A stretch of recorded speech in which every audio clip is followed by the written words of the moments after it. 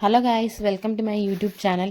അപ്പോൾ ഗായ്സ്, ഞാനിന്ന് വന്നിരിക്കുന്നത് ഒരു ഷാംപൂ മേക്കിങ്ങിൻ്റെ കഥയുമായിട്ടാണ്. കഥയല്ല, ഒരു വ്ളോഗുമായിട്ട്. അതിനായിട്ട് ആവശ്യമുള്ള സാധനങ്ങളാണ് എടുത്ത് വെച്ചേക്കുന്നത്. സവാള, ഞവരയില, വേപ്പില, കറ്റാർവാഴ, പിന്നെന്താണ്, ഞാൻ ഓരോന്നായിട്ട് ഇടുന്നത് കാണുന്നില്ലേ നിങ്ങൾ. ആദ്യം വേപ്പില ഇട്ട് കൊടുത്തു, പിന്നെ ഞവരയില ഇട്ട് കൊടുത്തു. ഇടയ്ക്ക് വെച്ച് എനിക്ക് വീഡിയോ എടുക്കാൻ പറ്റിയില്ല. ഇതെല്ലാം ഇനിയിപ്പോൾ അരച്ചെടുത്തോണ്ട് വരാം. ഒരു നല്ല പുതിയ അരിപ്പയാണ് ഞാൻ എടുത്തത്. നിങ്ങളുടെ കയ്യിലുള്ള അരിപ്പ് വെച്ച് അരിച്ചെടുത്താൽ മതി. നിങ്ങൾ ചെയ്ത് നോക്കുന്നെങ്കിൽ ഞാൻ മേ ബി പറഞ്ഞതേ ഉള്ളൂ. ഇത് നന്നായിട്ട് അരിച്ചെടുക്കണം.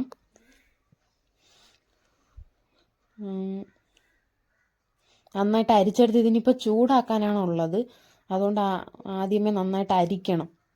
തരിയൊന്നും കാണാൻ പാടില്ല. മാക്സിമം തരി ഒഴിവാക്കണം. എന്നിട്ട് ഒരു മെഷർമെൻറ്റ് കപ്പിലോട്ട് ഇത് ഒഴിച്ചിട്ട് എത്ര ഉണ്ടെന്ന് നോക്കണം. അതിനുശേഷം മെഷർമെൻറ്റ് കപ്പിൽ നിന്ന് ഇത് മറ്റൊരു പാത്രത്തിലോട്ട് മാറ്റി കൊടുക്കണം. അതിനുശേഷം നമുക്കിനി വേണ്ട സോപ്പ് ചെയ്തത് അതേ വായിൽ വരുന്നുള്ളൂ. സോപ്പ് ബേസ് അല്ല, ഷാംപൂ ബേസാണ് നമുക്ക് വേണ്ടത്.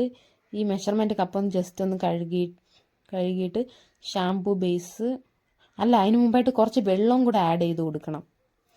നമ്മളെടുക്കുന്ന ജ്യൂസും വെള്ളവും കൂടെ കറക്റ്റ് നിൽക്കണ്ടേ. അത് നന്നായിട്ട് ഇനി തിളപ്പിക്കാൻ വെക്കണം. ഇടയ്ക്ക് എനിക്കൊരു തൊണ്ടയ്ക്ക് പ്രശ്നമുള്ളതുകൊണ്ട് ഒരു ചെറിയത് വന്നു. ഇനി ചൂടാക്കി തിളപ്പിച്ച് ഒന്നുകൂടെ അരിച്ചെടുത്തപ്പോൾ ഇങ്ങനെയാണ് കിട്ടിയിരിക്കുന്നത്. ഇനി നമുക്കിത് മെഷർമെൻറ്റ് കപ്പിൽ ഒന്നുകൂടെ അളന്ന് നോക്കാം. ഞാൻ ഇത് മെഷർമെൻറ്റ് നിങ്ങൾക്ക് കാണാൻ പറ്റുന്നുണ്ടെന്ന് വിശ്വസിക്കുന്നു.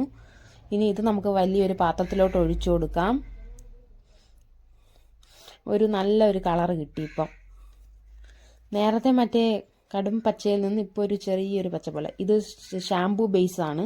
ഇനി മെഷർമെൻറ്റ് കപ്പിലോട്ട് ഷാംപൂ ബേസ് ഒഴിച്ചു കൊടുക്കാം. ഞാൻ 500 ml ഷാംപൂ ബേസാണ് എടുക്കുന്നത്. അതിനനുസരിച്ചുള്ള ജ്യൂസ് എടുത്തിട്ടുണ്ട്. വേപ്പിലയുടെ ഞവരപ്പച്ചയുടെയൊക്കെ ജ്യൂസ് എടുത്തിട്ടുണ്ട്. ഞവരയിലെന്ന് പറയുമ്പോൾ എന്താണ് അതിൻ്റെ ഇവിടെയൊക്കെ പറയുന്നത്, പനിക്കൂർക്കയെന്നും പറയും. 500 ml എടുത്തിട്ടുണ്ട്.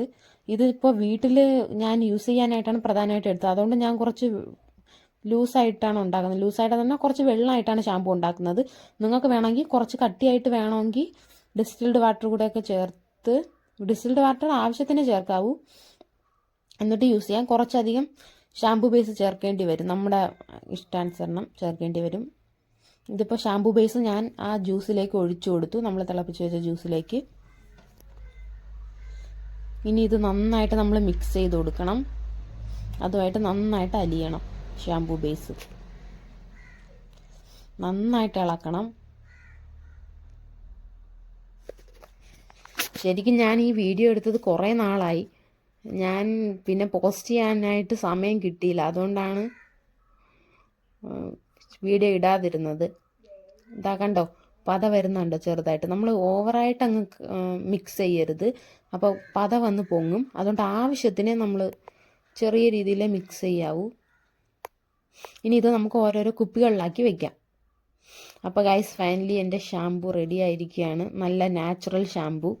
പിന്നെ സ്മെല്ലും ആഡ് ചെയ്തു.